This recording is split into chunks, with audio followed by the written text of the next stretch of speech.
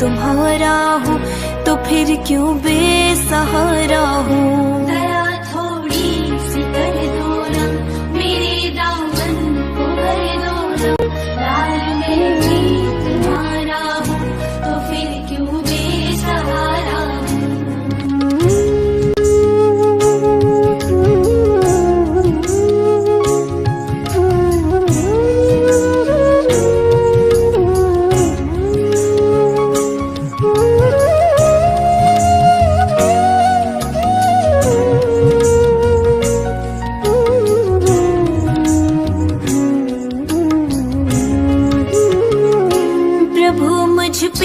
कृपा कर दे, तू तो ममता की मूरत है।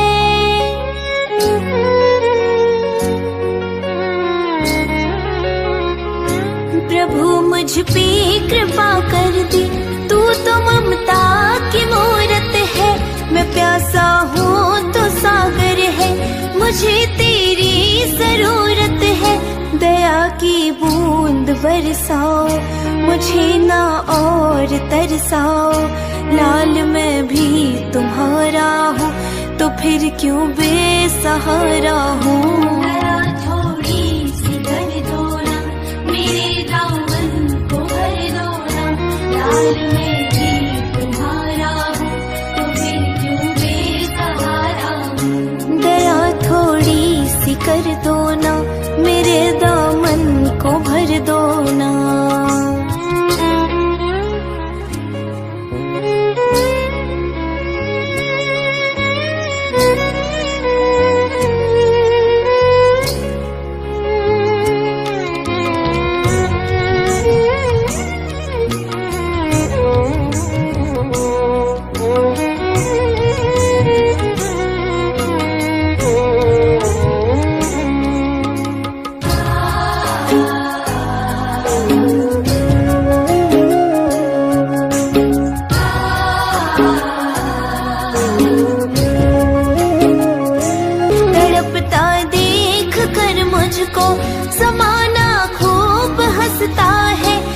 दुनिया लाज की दुश्मन, दुखाती है ये मेरा मन।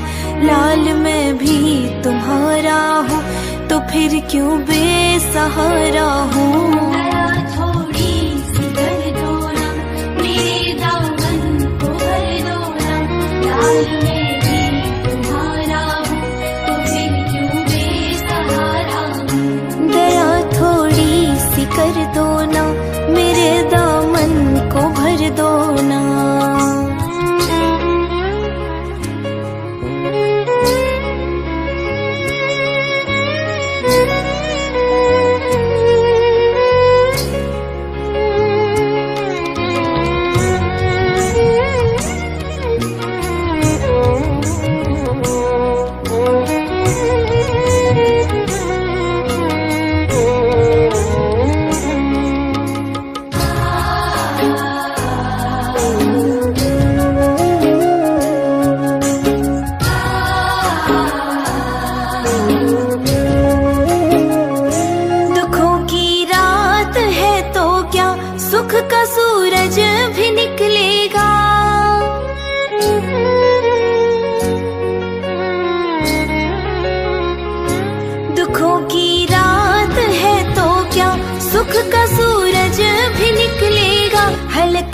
जान है मेरी, दया का दान दे दे रे। लाल मैं भी तुम्हारा हूँ, तो फिर क्यों बेसहारा हूँ। दया थोड़ी सी कर दो ना, मेरे दामन को भर दो ना। लाल मैं भी तुम्हारा हूँ, तो फिर क्यों बेसहारा हूँ। दया थोड़ी सी कर दो ना, मेरे दामन को भर दो ना।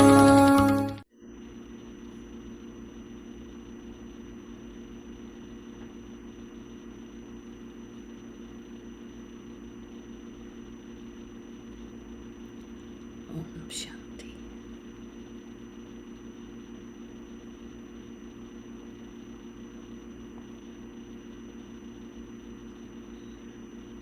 Om Shanti. Good morning, South African family and our guests.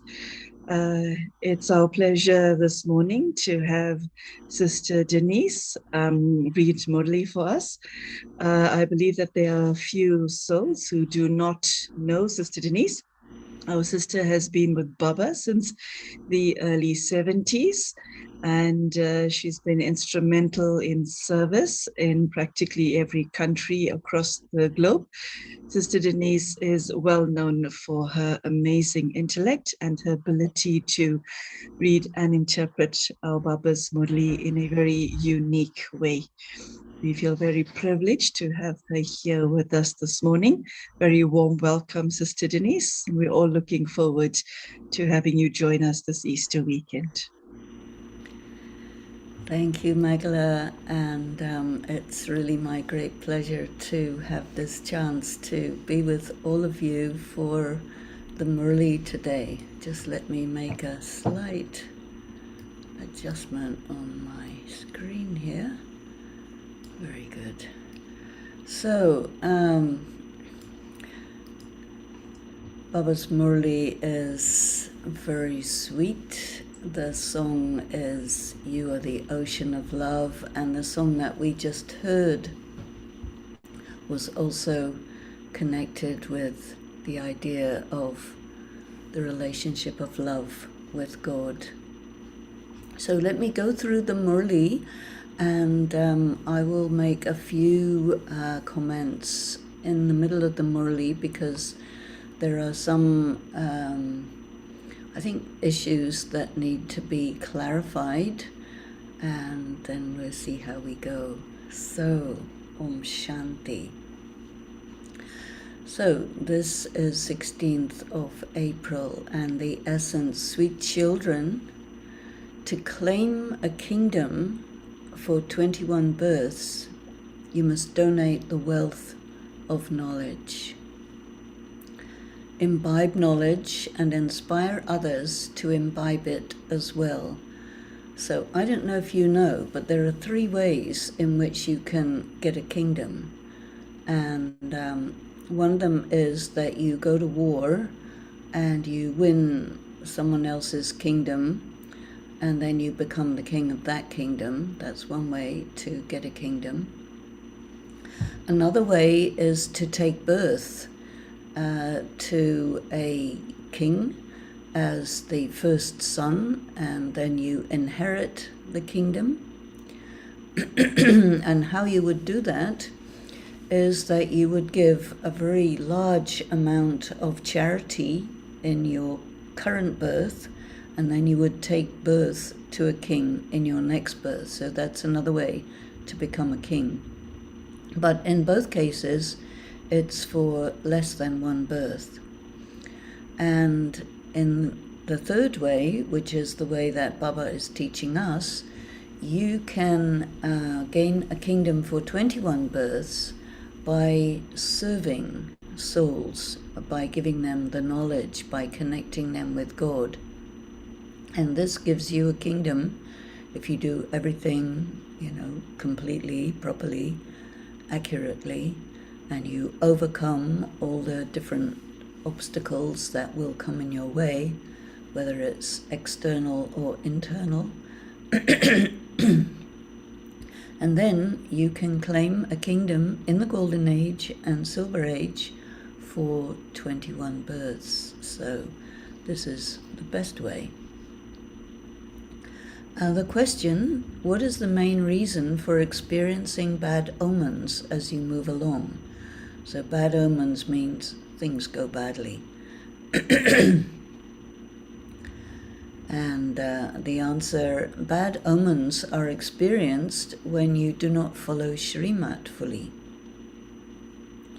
If your intellect has faith, that is, if you have faith in the intellect, that means that you understand the knowledge and that you live according to the knowledge. So then you will follow the directions of the One. And then you will not experience bad omens. You will experience plenty of obstacles, but you will see them and you will do whatever is needed to overcome them. So bad omens is where you are under negative influences and you don't see it, and then you do negative karma or ordinary karma, or in some way you go against God. Those who come late can go a lot further ahead. Many people believe that if they come late, they will not make it. But Baba says no, because the knowledge has emerged slowly over a long period of time. And this is the reason why we have the Murlis for the last 5 years of Brahma Baba's Lokik life, that is alokik life, but physical life, because up until then the knowledge was still emerging. For example, the knowledge of the soul being a point of light and Shiv Baba being a point of light came only in around 1962-63. So before that they thought the soul was something big. So this is why Baba says those who come late can go a lot further ahead. And now Baba's not coming anymore, and so all the knowledge is there. Sakar Murlis, Avyakt Murlis, everything is there. It is a game of a second. You either get it or you don't get it. So once you get it, it takes a second to get it, to understand what this is. If you belong to Baba, and that means you make Baba your own, he has made you his own, then you claim your rights and you receive the treasures of limitless happiness. But you must always follow his shrimat. In the song, you are the ocean of love and we thirst for a drop. Om Shanti. The meaning of Om Shanti has been explained to you children again and again. Om means I am a soul and this is my body. So there is an expression, Aham Atma Mama Sharir. So the O means the soul and the M means the body. So the Father says, I am a soul, the Supreme Soul. He doesn't have a body because he is the Father of all souls. You cannot say, I, the soul, am the Supreme Soul. So the definition of the Supreme Soul, definition of God, is he is unchanging, and so he cannot have a body. It is correct to say, I am a soul, child of the Supreme Soul. It is wrong to say, I, the soul, am the Supreme Soul. So you'll see further in the Murli, it is said that the Gita had been falsified. So this happened in the 8th century, and when the Shankaracharyas came into being, they took all the scriptures of India, particularly the Gita, and they changed them. And so the knowledge before Shankaracharya was pretty much obliterated, and it remains only in the form of myths and legends and symbols. And so they introduced the idea that God is everywhere and all of us are God. And so Baba's main job is to fix what had been done to his knowledge at that time. So that means all that happened in the Iron Age. So it is wrong to say, I the soul am the Supreme Soul. You children know the Father, and you understand that this world is old.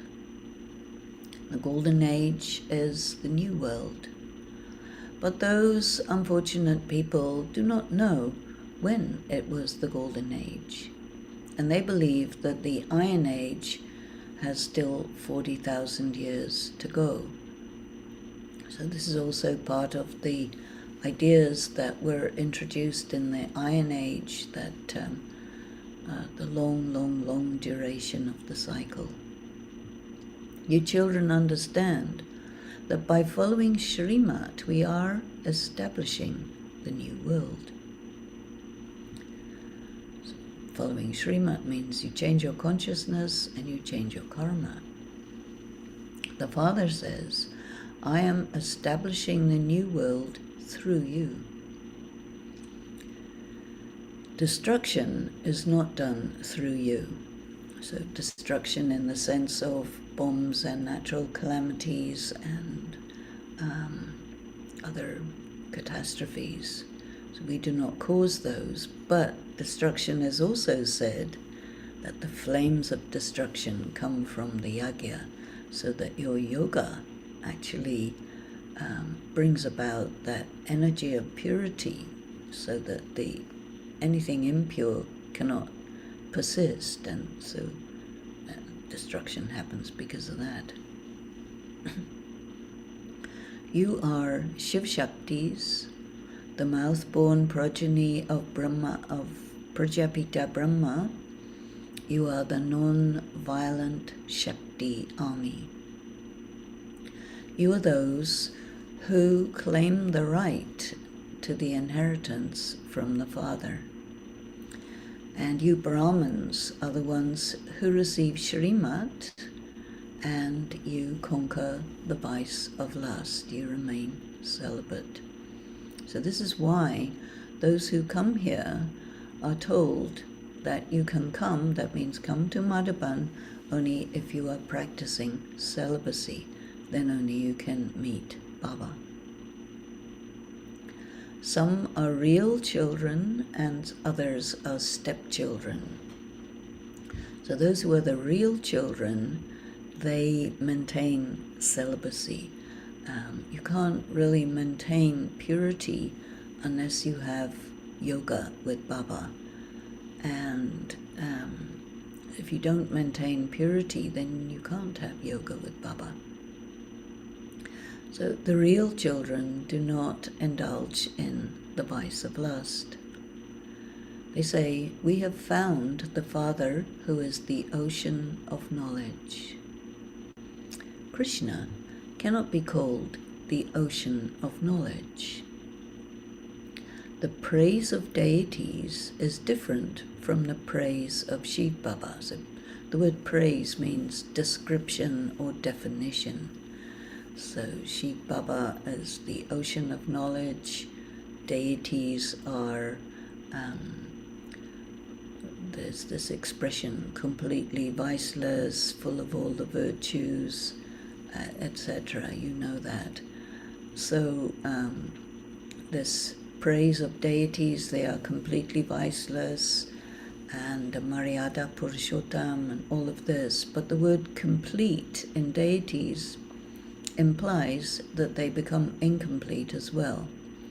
Shiv Baba is called the ocean, so in English you can't really see the difference, but in Hindi it's very clear by the language that one who is full, Sampuran, like the moon, it changes from full to the new moon. So this is the deities, they change. Shiv Baba doesn't. Shiv Baba is known as the seed of the human world tree. He is called the truth, Sat, Chit, Anand. So the truth, the living, the aware, blissful. And he is the ocean of knowledge. A body begins lifeless, like when it is in the womb, there's no soul, and then the soul comes in around in the 4th month, and then it starts moving. And so this is what is meant by the soul enters, and then it gives it life. Only the Father, the seed, knows how the human world tree emerges. He is giving you knowledge. Baba says, even if I give you a little knowledge, you do go from the old world to the new world. And that is called Shivalay. Shivalay doesn't mean Shiva temple. They use the word Shivalay for Shiva temples in Bhakti, but you can't say that for the Golden Age. It is the world established by Shiva, heaven, where the living deities reside. So in Bhakti they have statues of deities, and in the Golden Age the deities are human beings with all divine virtues living there. On the path of devotion, they put statues of deities sitting there.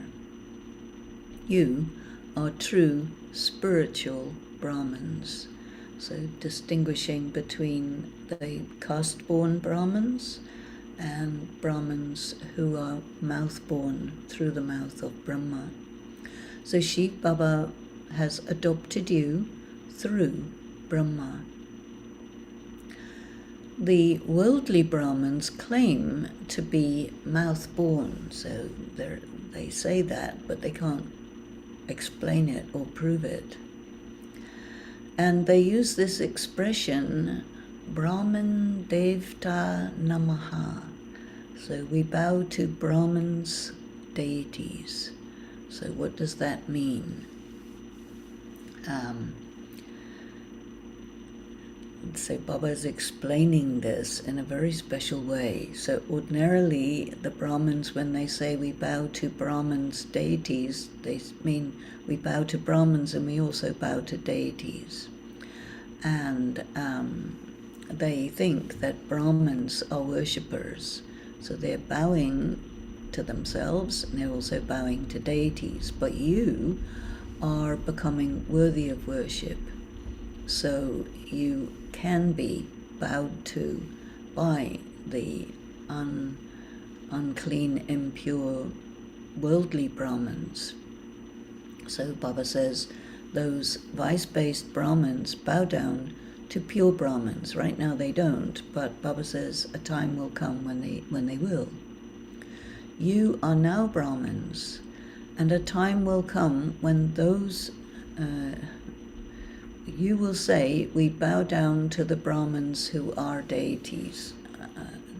Those Brahmins will recognize you Brahmins and know that you are pure and so-called deities. So this is why this sentence is there. And this is because you are becoming worthy of worship, and then you will become worshippers. So the Brahmins become deities, then they become Kshatriya, Vaishya, Shudra, the difference in the cycle. So Baba says these are very deep and extraordinary, delightful things. Ramanik doesn't really mean entertaining, but it means amazing. So those who follow shrimat will imbibe all this and will also inspire others to imbibe it. So Baba gives the example, for instance, to whatever extent a barrister or surgeon studies, the medicines or points of law will remain in this one's intellect. Could be a him, could be a her. They are also given the title of barrister. But one barrister may be a very competent business person as well and may become a millionaire, and another may not have any income at all, because he's trained but incompetent. So here too, donations are given number-wise, donation of knowledge. Some Brahmins can explain the knowledge very well, some not so well. It is all number-wise, and the consequences is also number-wise. So this is why it is said, the more you donate, the more you receive. So there, if you donate, there means in the Iron Age, if you donate, you receive the return of it for a temporary period. That means you will take your next birth in a wealthy household. Here, in Gyan and the Confluence Age, you donate knowledge, physical money, you invest in the yagya, whatever it is that you donate, you claim the right to a kingdom for 21 births. So note down all these points. Do not give lectures using notes, but keep everything in your intellects and give a lecture like that without notes. Just as Shiv Baba is the ocean of knowledge and the purifier, you must also become that. One of Baba's children wrote to Baba saying, "My father is also my teacher, and you are also my father and teacher." So Baba enjoyed that. Brahma Baba's father was also a teacher, his teacher, so he liked that as well. So that father and teacher is limited, and this one is unlimited. So the unlimited father is telling you unlimited matters. A limited father will tell you limited matters and give you limited happiness. Happiness means he'll give you a limited inheritance in terms of money and skill set. So even those who give limited happiness are given the title Sarvodaya. So there's a particular person in the time of Brahma Baba who was head of a religious organization, and he was called Sarvodaya, which means the one who has mercy for everyone. I don't know if they're still in existence. But Baba says that is false, because that person cannot have mercy for everyone, that is, everyone in the entire world. It's just a limited number of people. And also it would be limited to Hindus. So the Father is the one who has mercy for all, and his mercy is to purify everyone. And he also purifies the elements. There is only one world, one planet, one human society, and the same world changes from new to old. So the world of Bharat used to be heaven, and Bharat is now hell. So in previous times, the countries used to be according to the religious, the dominant religion. And so it's not that the countries where there were Buddhists or the countries where there were Christians were called heaven. No, it is only the place of India during the Golden Age and Silver Age, the people who were there, that was called heaven. Everyone remembers the Father as Heavenly God, the Father, the one who liberates everyone from sorrow. So he is called the liberator as well as the guide. The Father says, "Children, very little time remains. Remove your intellect's yoga." Now, what is your intellect's yoga? Buddhi yoga actually should be translated as focus of attention. Otherwise, you won't know what that is. So remove your focus of attention from all the people and from your own bodies. we are now going to our fathers. You're preparing yourself to leave the body, leave the world, leave everything and everyone. You go back to the soul world, then we will go down to the earth and rule the kingdom. You play the main roles as heroes and heroines. The mother, the father, and the children, so Brahma Baba, Mama Saraswati, and the children are all Purusharatis, effort makers. Effort maker also means someone who does everything for the purpose of the self. So the one who is loved in the extreme, the Supreme Father, the Supreme Soul, is inspiring us to make effort. He is also remembered on the path of devotion, but they do not know him. The Rishis and Munis, Munis means people who remain silent. The Rishis and Munis said that the creator and the creation are infinite. Actually not infinite, but indefinable. Be'ant means indefinable, not infinite. So how can the gurus of today say that they are God? So it's very important to know that this word is not infinite, but indefinable, because then you can understand the logic of Baba's sentence. If you cannot define the creator and the creation, then you cannot say that you are God. So that means that he is proving that the logic of the religious authorities is pretty much missing altogether. In the temple of Dilvara, there is an image of Adi Dev on the ground, and the image is made of black stone. I don't know if you've seen that. It's a very powerful image with a lot of vibrations. Then in Achalgar does not mean the home of stability, but it's Achalgad. It should, instead of the R, it should be DH, and Gadda means fortress. So it's not the home of stability, there's no home of stability up there, but the fortress of stability. So there are images of gold in Achalgar. Achalgar is further up the mountain.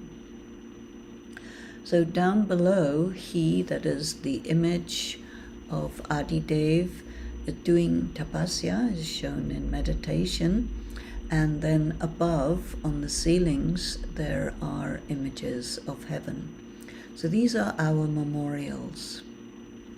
Shiv Baba makes the impure ones pure, and so this is the confluence age. There are also those who belong to the path of devotion at this time. So there's bhakti and gyan happening simultaneously. Baba, that is Brahma Baba, sees with this body his own memorial in those physical temples. And he says, I see that those are my memorials. So this image of the meditators in Dilvara temple, Achalgar, and Guru Shikhar, they're all there. And these are his memorial, and you can see your memorial. So the proof that what you're doing is effective is that they are remembered in the form of these statues for thousands of years. Previously, you didn't know that these images were your memorials. Now you know that you who were worship-worthy became worshippers. We were deities, then we became warriors, merchants, and Shudras, and now we have become Brahmins. So you also understand the meaning of Hamso. Hamso means I am that. So I am that Brahmin, who became that deity, who became that warrior, who became that merchant, who became that Shudra, who now became this Brahmin. So how does the new world become old? When the new one is created, the old one is destroyed. So creation and destruction and sustenance all happening together. Surely establishment through Brahma must take place here. So the work of establishment is happening in the same place and at the same time as the end of the old tree. People are created here. Created means educated. Brahma is shown sitting alone in the subtle region. So there is Brahma and there is Prajapita Brahma. So the creation does not happen in the subtle region because Brahma is alone there. There's no people to talk to. So the people that were spoken to, Shiv Baba speaking through Brahma to the Brahmins, that's the creation that takes place on the earth in the confluence age. So when he has finished creating the creation, he becomes an angel. So when Brahma Baba became avyakt, then he went to the subtle region. But then he started speaking. During the Sakar Murlis, Brahma Baba didn't know that the avyakt part was going to be happening. You are the mouth-born creation of Prajapita Brahma. You are the jewels of the Brahmin clan. In fact, you are Sarvodaya leaders. So that particular person, Sarvodaya leader, who was head of a religious group, means the leader who has mercy for all. But Baba says you are that. That title applies to you, not to him. By following shrimat, you have mercy for yourselves, and you also have mercy for all others. Doubly elevated Shiv Baba, Shri Shri, Shiv Baba sits here and makes you Shri. So this word elevated is used to translate many words, and the word one in particular is Shri Shri, doubly elevated. Shri means elevated, it means pure. So in fact, only the one should be called Shri Shri. Now what happens is there are many gurus who call themselves Shri Shri. So Baba is pointing out that they don't have that right. That expression Shri Shri can only apply to God. So the purifier, the bestower of salvation, is only one. This is the unreal false world. It is real, it's untrue.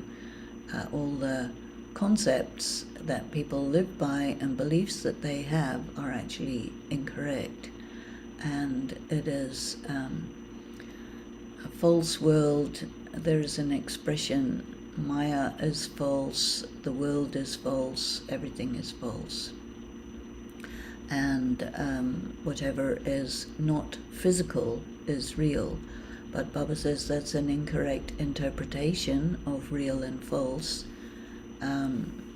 But the falsehood of this world is because the concepts provided by the religious and scientific authorities are incorrect. And they say false things about the Creator and the creation.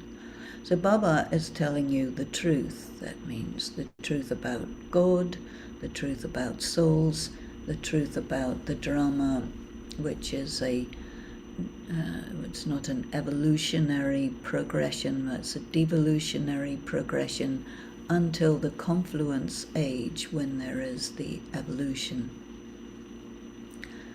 So this knowledge is also called the story of true Narayan.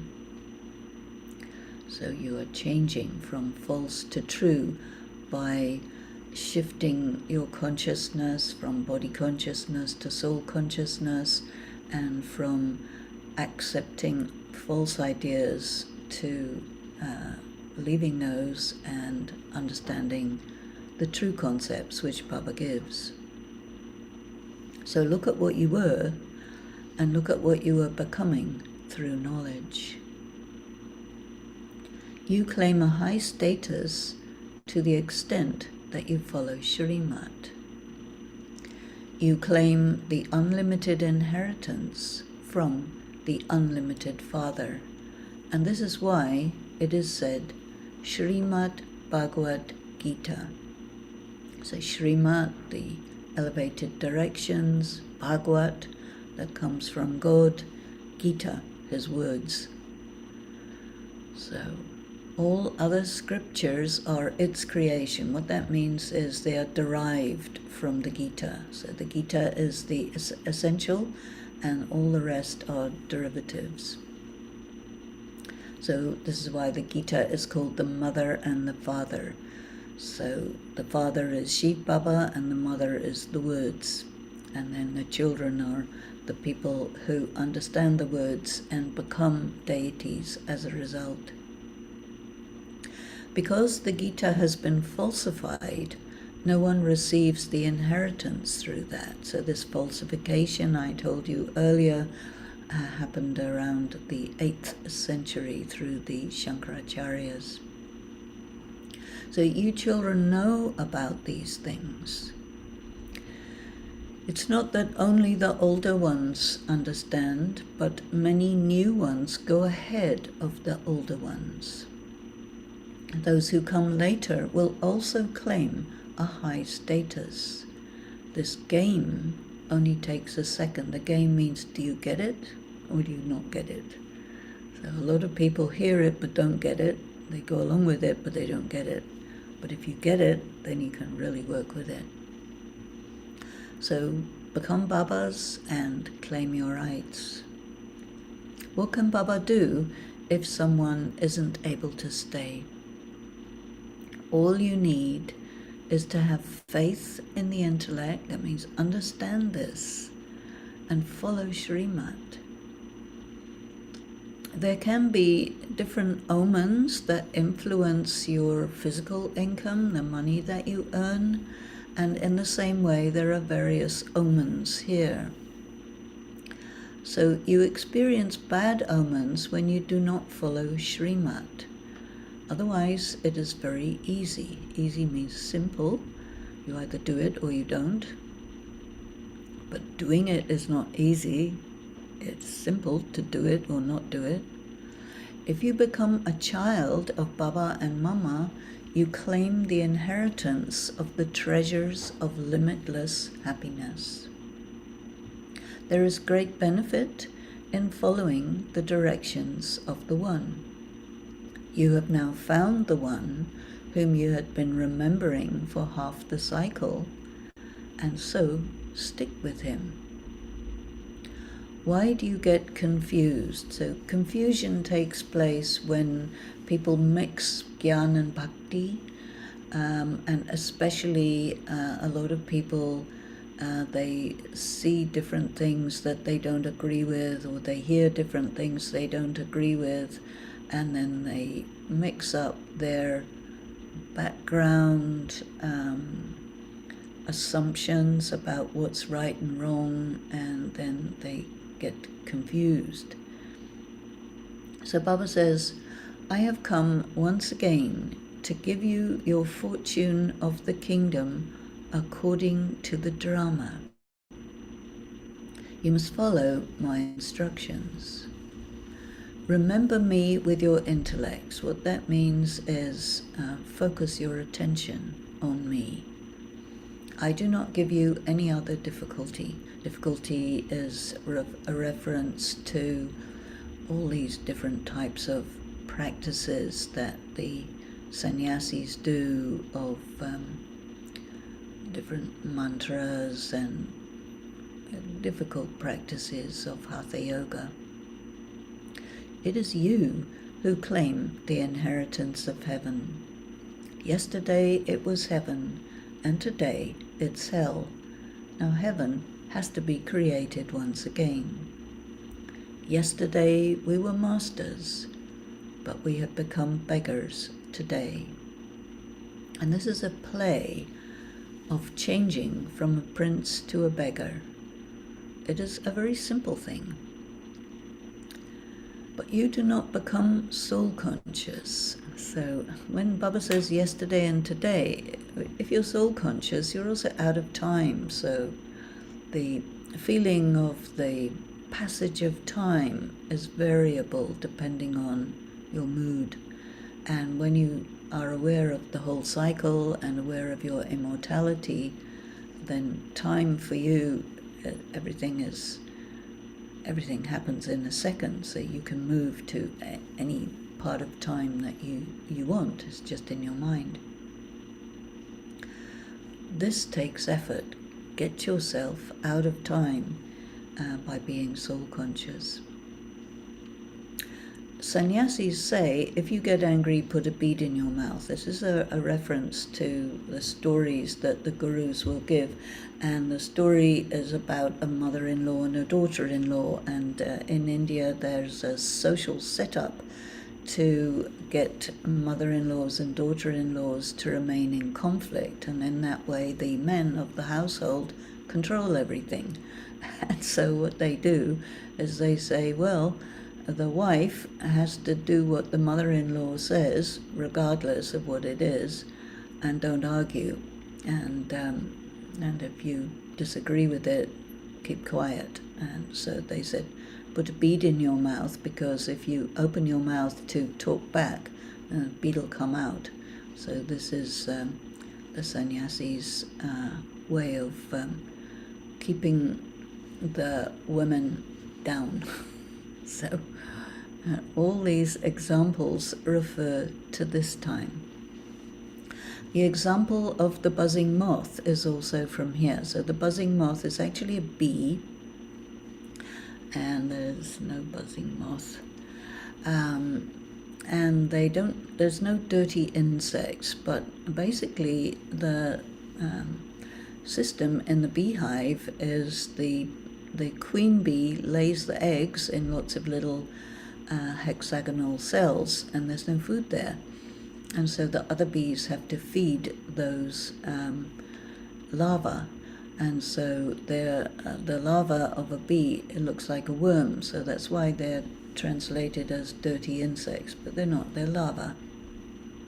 And then they, when they have had enough food, and then they spin a cocoon, and then they come out as bees with wings. So when you're a BK in the confluence age, you need lots of food of knowledge, and then gradually you develop your yoga and you become able to fly.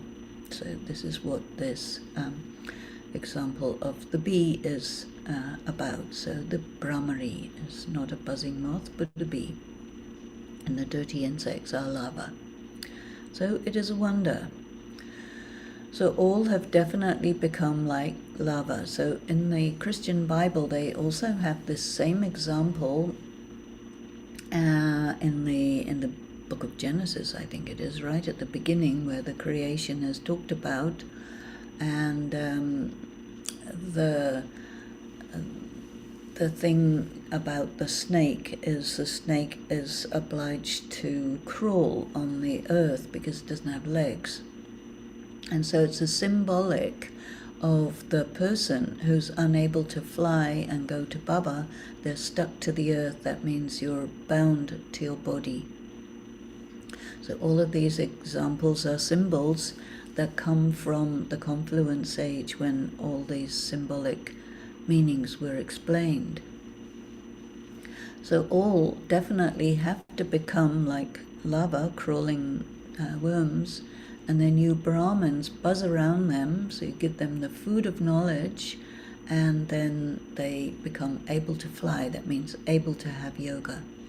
So some Brahmins become ready to fly, and some still remain Shudras. So there are many BKs who they're really still in bhakti. They come to BK, but they're still in bhakti. So Baba says they are here, but they're not in yoga, they're not flying.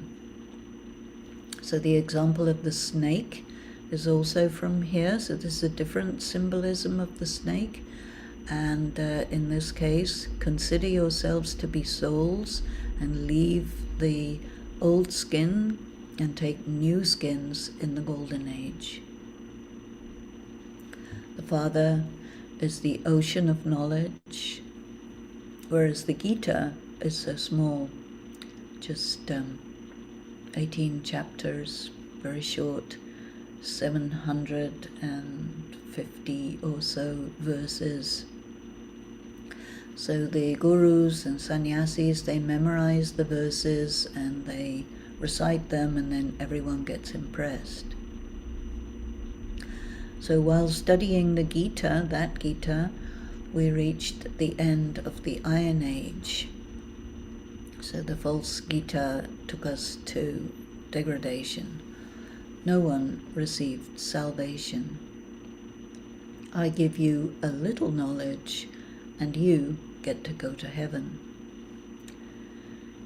You must become very sweet, imbibe knowledge, and you must churn the knowledge. Churning is very, very essential. Otherwise, you won't get what it's really talking about.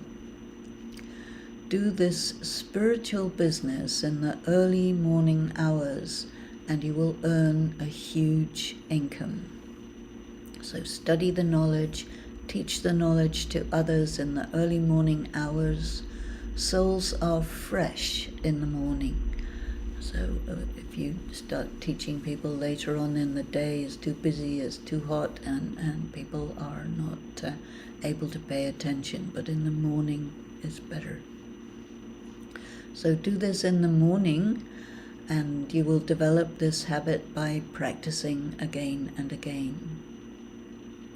Whoever does this now will claim a high status. So if you have faith in the intellect, that is, the intellect understands the knowledge, accepts it, acts on it, you have faith in the intellect, then you will be victorious. But if you have doubt in the intellect, that means doubt doesn't mean you're not sure about it. Doubt means you don't agree with it. Then you will be destroyed. So in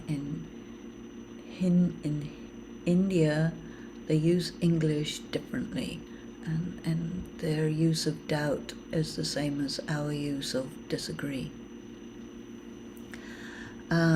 So you have found the unlimited Father. So why create doubts about this? You disagree with it. Why do you disagree with it? Because you say, well, other things, I like other ideas, and then I don't like this. You get all confused. So Shiv Baba makes you into the masters of the world. So why do you forget him? Forget him means set him aside. You should love these jewels of knowledge very much. They're very valuable. The Father, the great donor, is making you into masters of the world, and each jewel of this knowledge is worth millions of rupees. Acha. To the sweetest, beloved, long lost and now found children, love, remembrance, and good morning from the Mother, the Father, Bap Dada. And the spiritual Father says Namaste to the spiritual children. The spiritual children say Namaste, to the spiritual Father. And the essence for dharna, have mercy for yourselves by following shrimat. I mean, be good to yourselves. And then be the ones who have mercy for all and change this impure world into a pure world. Secondly, do the spiritual business at Amrit Vela and accumulate an income. So, Brahma Baba, Shiv Baba used to give the Murli at 5 o'clock in the morning. and then it became later. Now we have 7 o'clock. But it used to be, he would do Amrit Vela and then speak to Murli right away after that. So churn the ocean of knowledge and definitely make effort to become soul conscious. And the blessing is, may you be a master creator and an embodiment of power whose every power works under your orders. So embodiment of power means you hold the powers, you work the powers. The children whose powers work according to their orders have the authority of being master almighty authorities. That means omnipotent. You have the power, you use it, it's there every time. Every power in the form of a creation comes in front of a master creator. So you developed your own power, so you are the creator of it, it's your creation.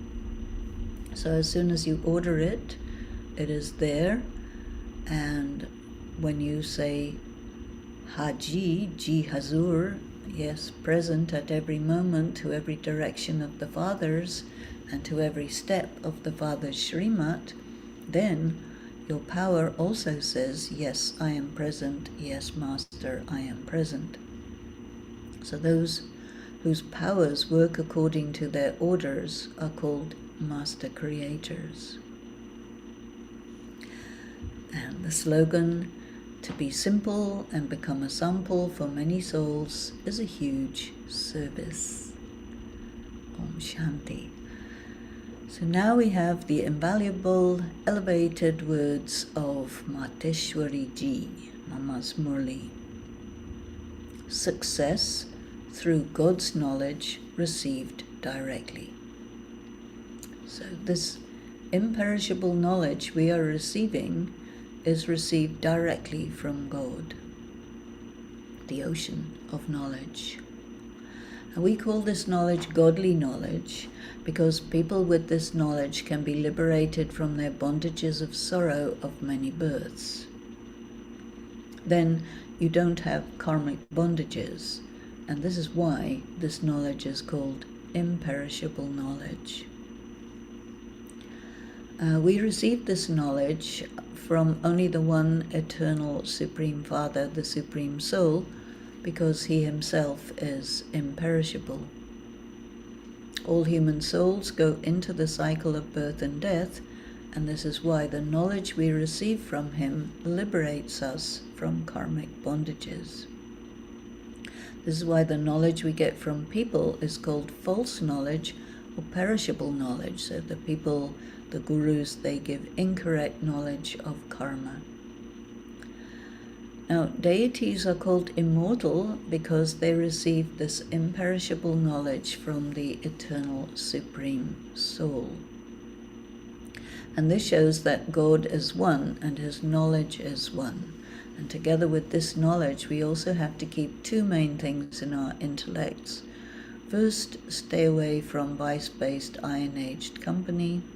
And secondly, observe the precautions about not eating impure food and drink. By observing these precautions, we can make our lives successful.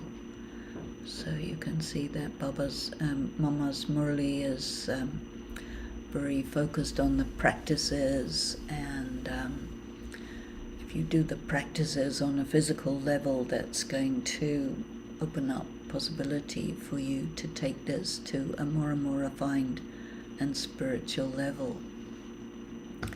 So this is Baba's Murli, and I was just wondering, we have a little time still. I was just wondering if anyone has any questions about it, because there were many things that I was mentioning in the middle of the Murli to clarify things. So let me turn it over to you.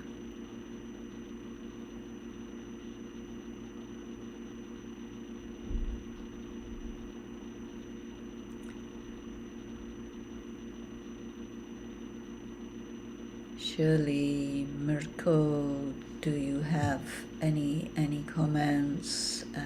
Is there anyone who would like to ask about anything?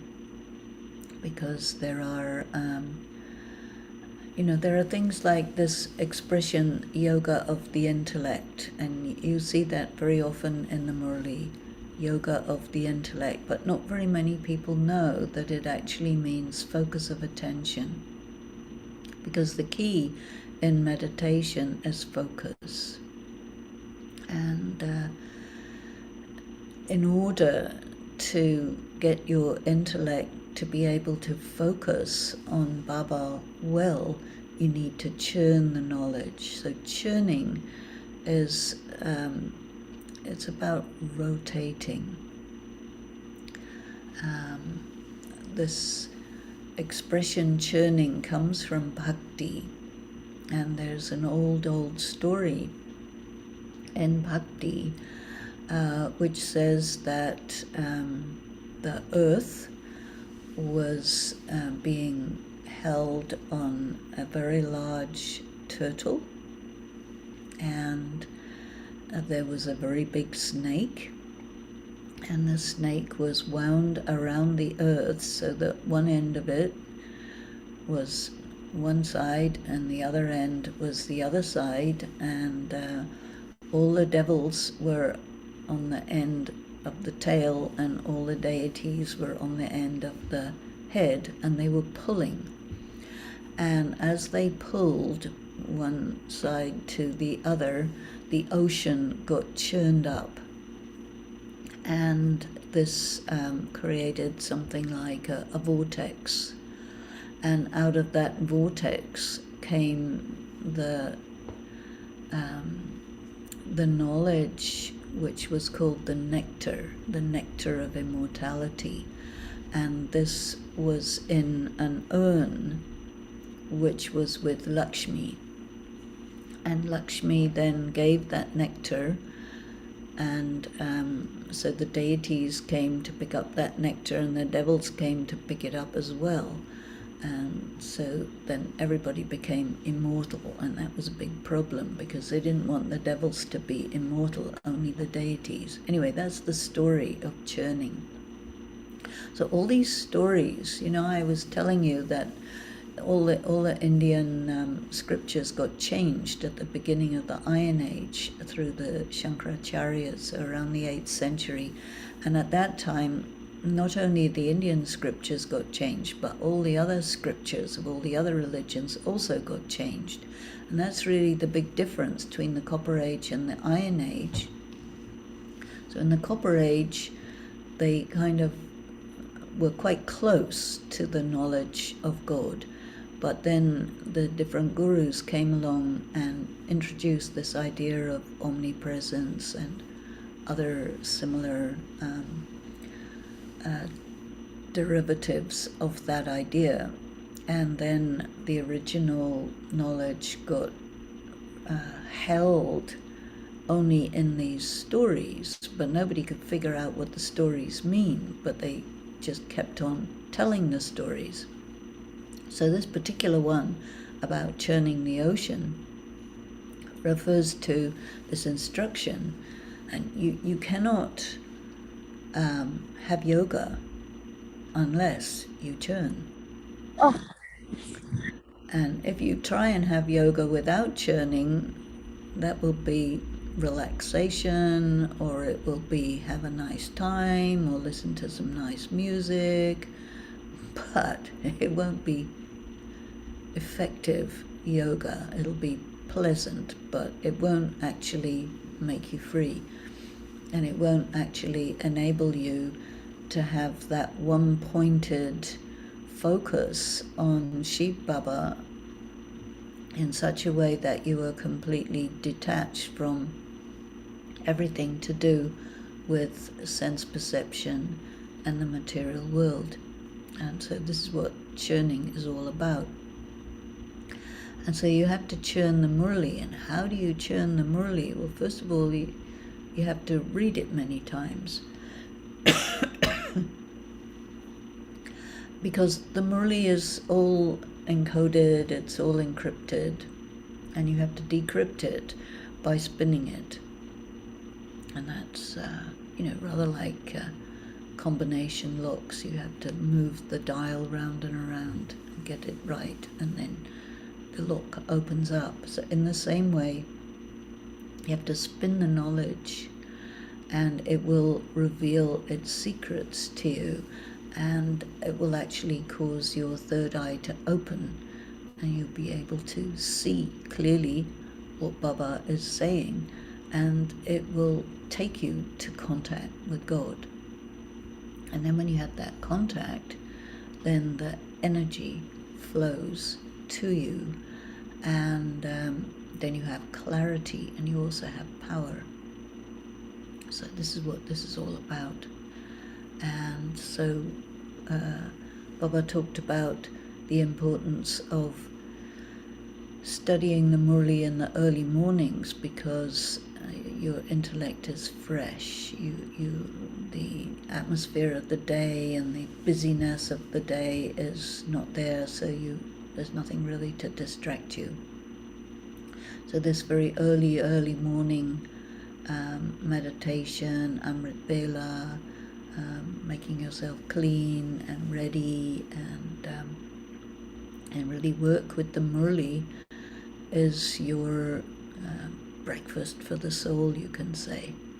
And then after that you get into your part in drama and go and play your role and do whatever you have to do in the world, but use your time in the world, your situation in the world, as a laboratory to practice being in the remembrance of Baba, stable under all circumstances, and detached, because you know that everything is falling apart. It's pretty visible, everything is falling apart, and you have to be very strong, because now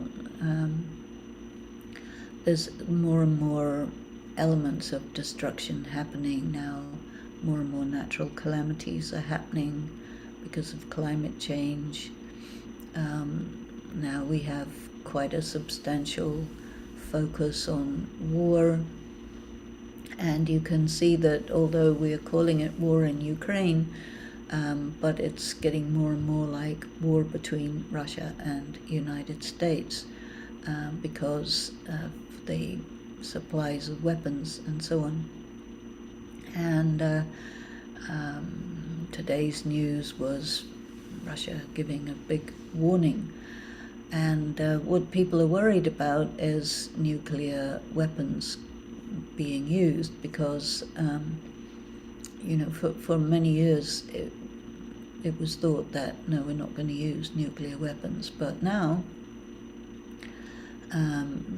they're using this expression, tactical nuclear weapons, which means that the public is being prepared to expect the use of nuclear weapons, biological weapons, chemical weapons. They've already been used, and so we can expect all of this to start happening, and it's very difficult for people to handle this, and yet Baba has prepared us and said, okay, now you understand everything's going to go, you understand there will be wholesale death, and you understand that this changeover is going on. Baba has finished speaking, and Baba also said that whatever meditation and yoga you had been able to do during the time when you could,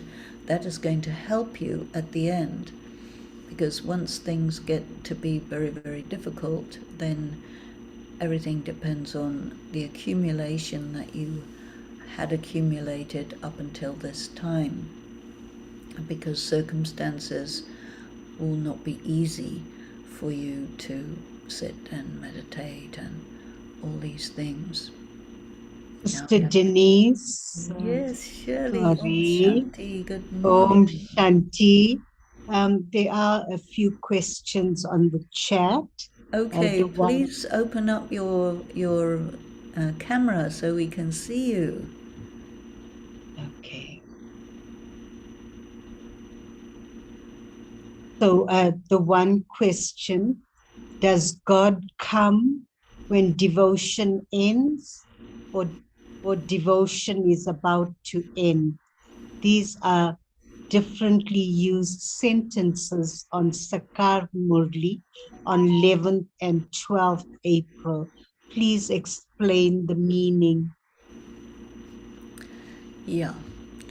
Just a sec. I'm just going to make your sound a bit louder for me. Okay. So Baba says he comes to give the fruit of devotion. And you heard in the Murli today very clearly the confluence age is superimposed on the Iron Age. So Gyan is going on, Bhakti is going on. And what he also said in the Murli today is there are people in the Murli class who are Brahmins, and there are, of those Brahmins, some of them are actually understanding this and having yoga, and others are not. So basically what you have among the Brahma Kumars and Kumaris is you have people who are in a spectrum. Some are very much still in bhakti, and some are beyond bhakti and they're fully in gyan. So you have this whole spectrum, and he's not concerned about it, so you don't have to be concerned about it either, but you have to discern the extent to which somebody is really in gyan. So I think in the early days, things were so clear-cut that you were either in gyan or you were not in gyan. But nowadays, things are not so clear-cut in the sense that, and the way that we have been doing service brings in many, many people who are in devotion, and they come along and they experience the BK world as quite similar to their experience of a Hindu temple, and so they don't feel that it's that different, and they have lots of deities and lots of events which are talking about and celebrating Diwali and Holi and all these things, and so they are very comfortable with that. In the early days, that wasn't done. Diwali would be explained, but you wouldn't have all kinds of candles everywhere and rangolis and dancing and this and that. It wasn't quite like that. And so you were either in gyan or you were not in gyan. And but I think actually even since the beginning, there are lots of people, they have an experience. They experience, oh yeah, this is God, this is peace, this is love, but they wouldn't necessarily cross over from bhakti to gyan, and they will interpret their experience to say that yes, my bhakti has brought me to God, but it doesn't mean I have to not do my bhakti anymore. It means I continue with my bhakti and I'm with God. And so you get this. And it is a reality that as you really go into the study and grasp it, then the things of bhakti that are not compatible with Gyan at that level, they will fall away. And so this is what you get. And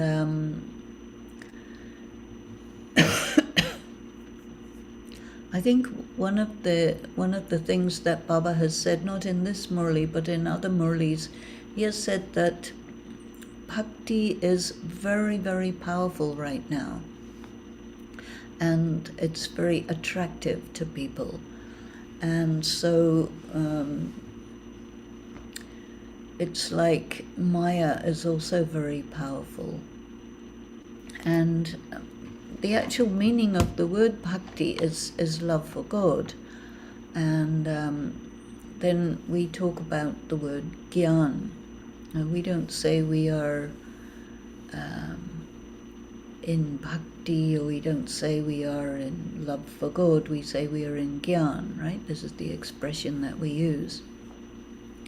And then, of course, Baba's all the time talking about the Gita, and he talked about that this is the real Gita, the true Gita. He makes the difference between the real Gita and the not real Gita, the false Gita.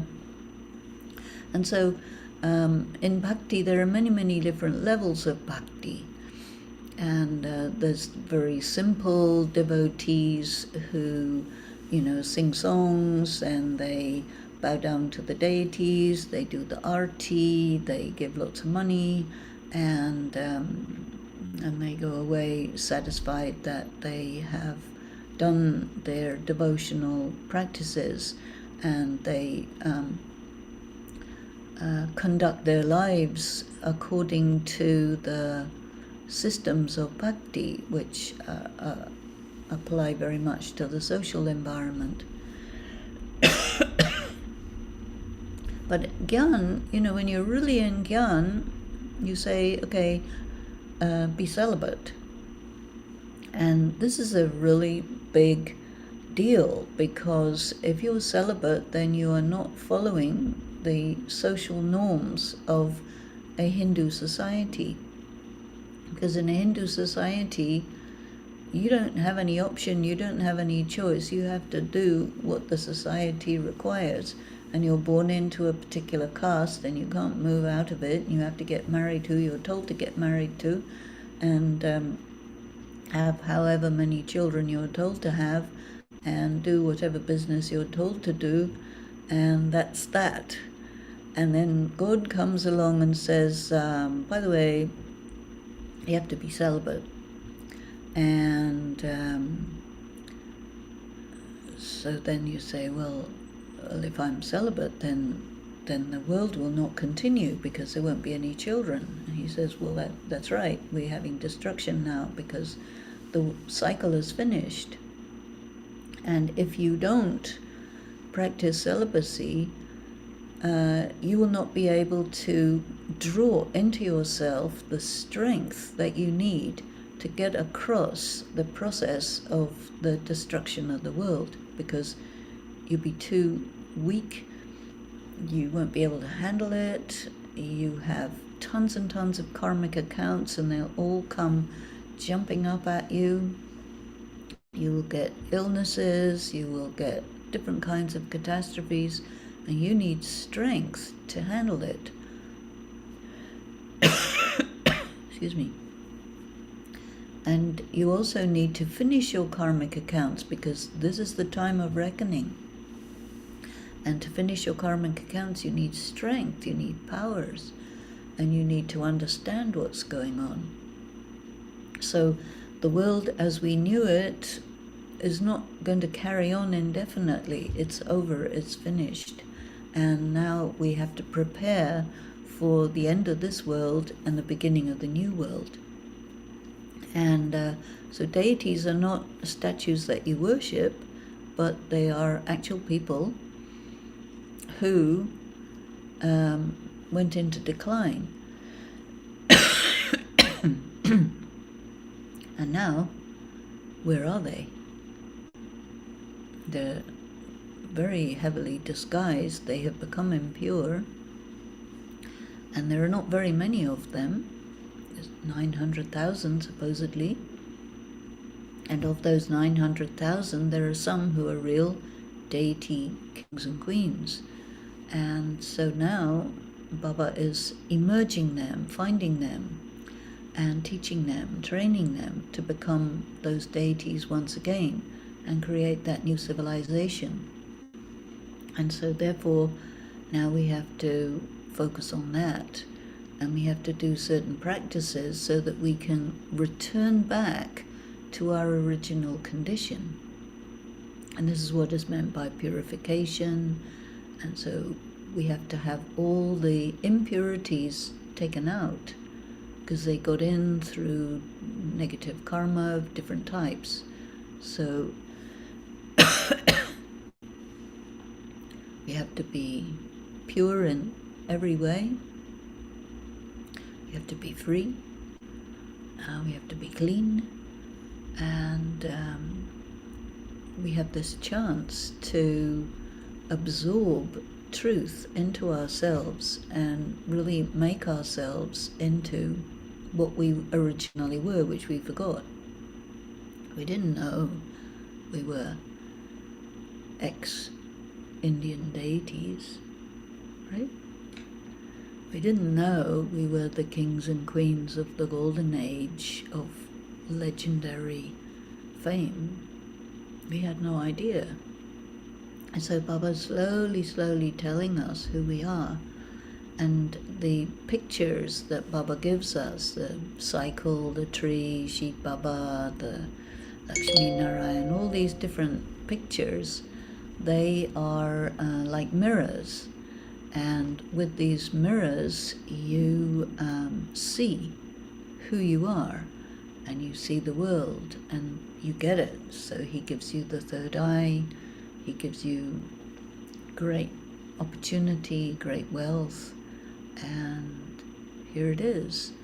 And so we say, okay, got it. He says it's a game of a second. Do you get it, or do you not get it? Maybe you get it and forget it, and you get it, and you forget it, and you get it, but then really get it and really hold on to it and then move with it. So that's what this is. Yeah. There are other questions, but sorry, there are other questions, but I don't know with time. Someone wants clarification on to expand more on shrimat. Okay, let me take that. I know we've gone over time a little bit, but let me take that one on shrimat, and then I think our time will have been completed. So shrimat, shrimat means the concepts that are pure. That pure means true and real.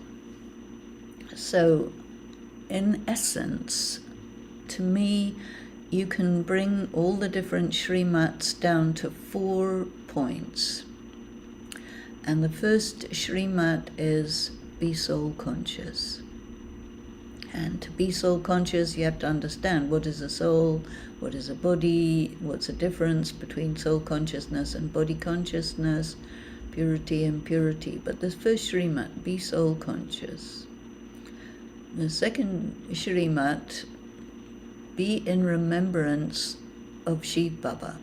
It means you have to know who God is, who Shiv Baba is, and what is yoga, what is remembrance, because you need to draw power and light into yourself.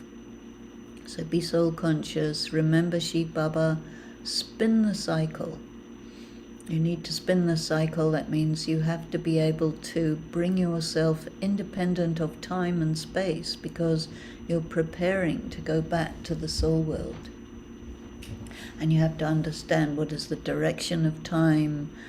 You have to understand what the drama is, what's happening. Is it evolution, devolution? We have to know about devolution. We have to know about philosophy of karma. And then the fourth shrimat is be pure. So all the various different practices of vegetarian food and taking bath and celibacy and no recreational drugs and all the various different practices of purity, and then not getting into karmic accounts with people, have all relationships with Baba. So, but if you think about it in just these 4 words, be soul conscious, remember Baba, spin the cycle, and be pure, just bring it down to those 4 words and check yourself in terms of those 4 things. And then you will see that, yes, I am following shrimat. And of course, we have to study the Murli and churn the Murli so that you grasp what does it mean to be soul conscious, to remember Shiv Baba, to spin the cycle, and to be pure. And you need to have that every day, because there are so many other influences that are pulling you in other directions. And your karmic accounts and the influence of the world are very, very strong. And yourself is not very strong. So you have to get strong. And it takes time. And so you have to be disciplined in terms of time. Because if you do that, then you can actually make it. And whenever you fail, don't worry about it. Just get back on track again, because you become experienced, and you have to understand. It doesn't mean if you do the wrong thing, it doesn't mean, oh, I failed and so I better stop. No, you understood something, and so get back on track, and then you'll be fine. That is really shrimat. Thank you, Sister Denise. Just one last question. It's referring to Baba's Murli on the 8th of April, where Baba said, we now have to return home, and the whole world then becomes heaven for us. And the line I want for you to explain is, the earth will receive water. I just want to know what Baba is trying to say there. The earth will receive water. The earth will receive water means it'll be, nurtured. One of the signs of the world is drought, It's a parched desert, and there's no spiritual energy. So in that sense, real water will be in the right places at the right time, definitely, but also the water of knowledge, the water of spiritual energy. So everything will be imbalanced, and it'll be nurtured. Like if you have a plant, you have to keep watering that plant, otherwise it'll wither and die. And at the moment, everything is in a state of withered and died. And so it needs water to be able to be fresh and luxuriant, and food, because people are going to have starvation because the food is not able to be produced to feed the people, and this is going to be a real problem. So Baba has said, make sure you have food in stock, because you're going to be in trouble. There will be no food in the shops pretty soon. Thank you, sir. Thank you.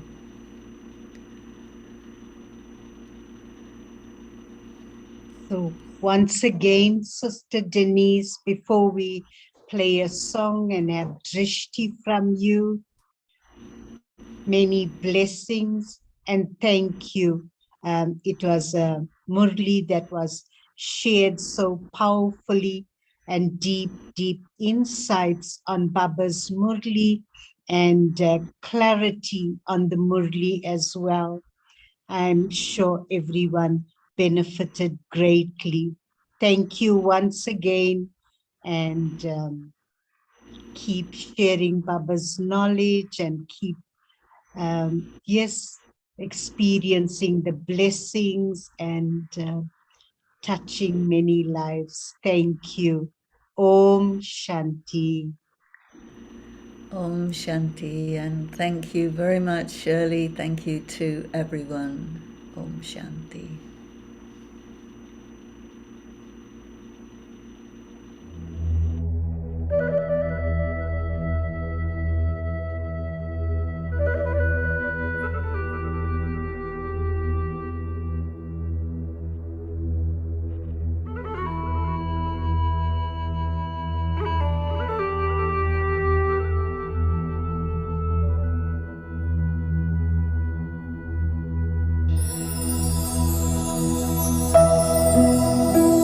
The time is here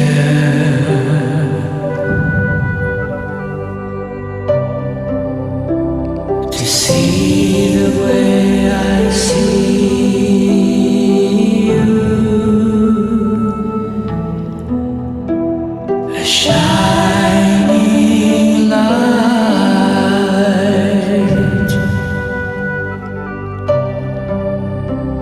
immortal and eternal.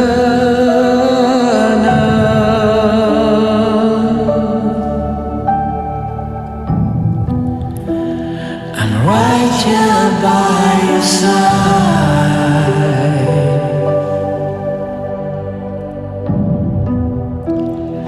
whispering the truth of who you really are.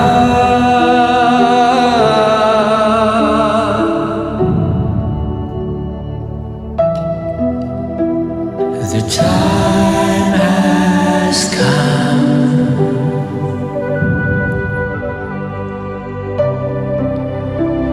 to shed your earthly garment,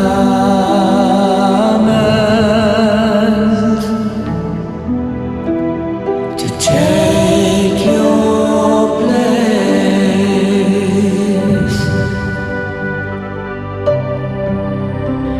as masters of time and space.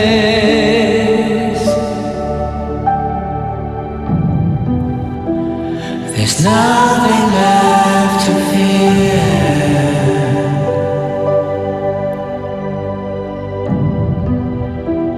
Just take my hand and I will lead you back home. Spread your angel wings and fly. The gravity of love will take you higher. This I promise you, my child. The time has come. We're all going home.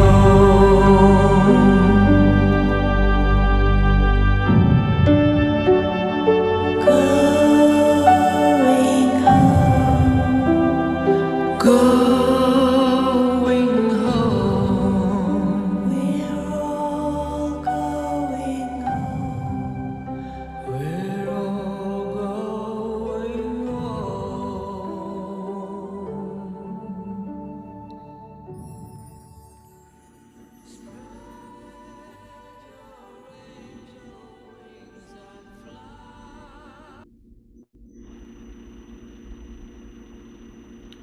Shanti. Om Shanti, and special, special love and thank you to our family from overseas for joining us.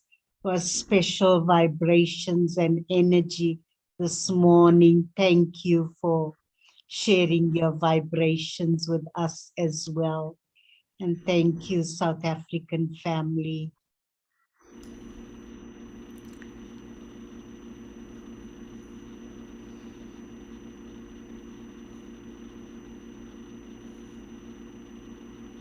Thank you so much. Om Shanti. Om Shanti.